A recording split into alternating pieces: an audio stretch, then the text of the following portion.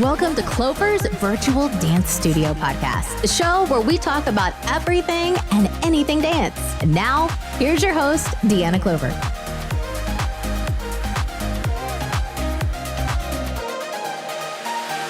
Welcome, everyone. Thanks for listening in. I'm excited about this episode because we are going to talk about the 8 Great Smarts. And I think everyone should read this book called 8 Great Smarts by Kathy Koch. And that's spelled Koch. This book really opened my eyes, and I wanted to share a few things from it. If you haven't read it, it is such a great read. You got to get this book. So I'm a dance teacher, but I don't think of myself as just a dance teacher. We are teachers. We may not have a student for the whole day like a regular brick and mortar school, but we are still teachers, no matter if you have a student for 30 minutes or an hour or 5 hours. And we should be giving our children our attention, our full attention, and what they need to learn. We all get those few students who just don't listen or want to run around and don't seem to grasp what you're teaching. You know, I like to think of myself as a detective, and we must try to figure out how that student learns and how their brain works. It's great when parents can give you advice on their child ahead of time, but sometimes they don't even know. So it's important, and I like to think of myself as a detective so I can figure out how they learn. Anyway, my son has always struggled in school. He always hated school. And so I started reading a ton of books about how we learn and how our brain works. And I came across this book called 8 Great Smarts. And, you know, I was reading it technically because I was trying to figure out how my son learns and how he's wired, but I ended up learning how I learn. So, you know, I never thought of myself as a smart person or book smart, but this book really made me think, wow, I have been smart all along and I didn't even know it. I found out that I am body smart, people smart, music smart, and picture smart. This blew my mind. I always thought, well, I'm not smart, but I can dance. I do learn through movement. I also learn through music, whether it's tapping my feet or singing a song. You know, I can still remember the 50 State song that I learned in third grade. I'm sure some of you know this song: Alabama, Alaska, Arizona, Arkansas. Anyway, I still remember it.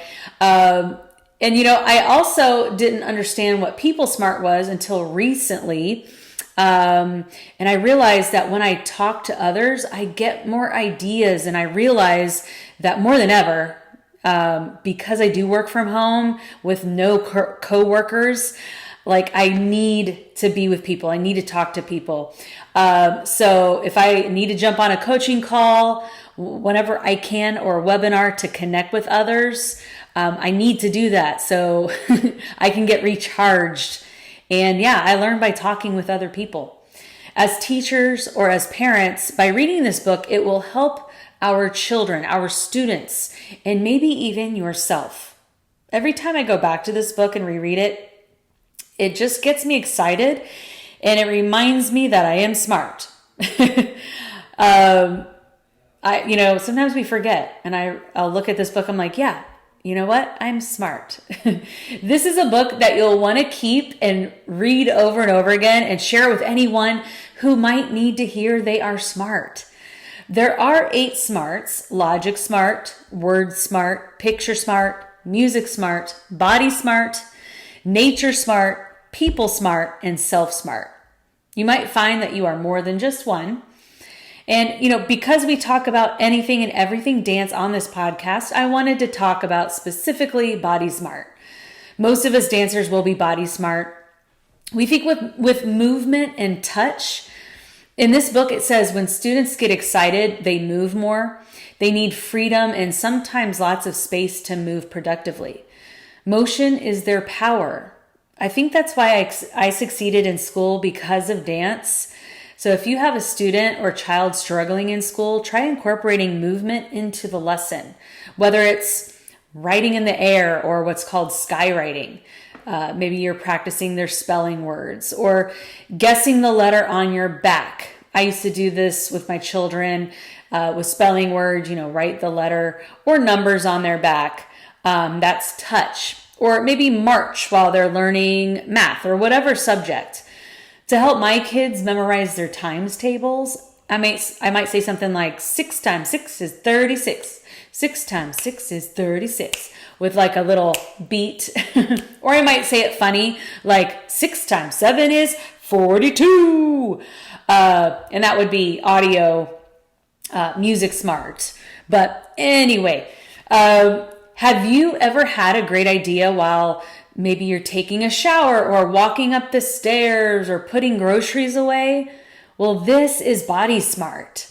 Now, of course, in a dance class, we are moving, but now that you are more aware of what else Body Smart is, embrace those moments. Like, I know that I really get some great ideas when I'm taking a shower. I don't know. During shower time, I really have these great ideas come to me.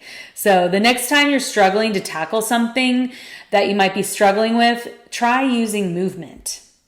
Next time you're in class, try to use the different ways of learning for them to grasp your steps or maybe choreography. Maybe even have them say the steps out loud.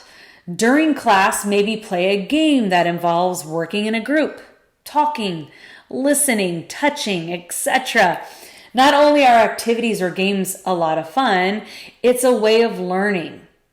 After finding out my son is dyslexic and learns differently and needs repetition, I wanted to bring this up because sometimes some students just can't easily remember choreography.